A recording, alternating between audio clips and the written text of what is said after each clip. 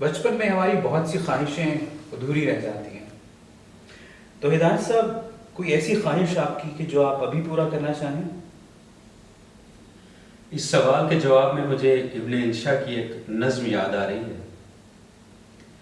एक छोटा सा लड़का था मैं जिन दिनों, एक मेले में पहुंचा हुमकता हुआ।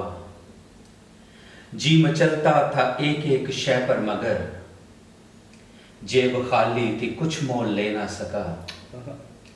लौट आया लिए हसरतें सैकड़ों, एक छोटा सा लड़का था मैं जिन दिनों। खैर महरूमियों के वो दिन तो गए, आज मेला लगा है उसी शान से।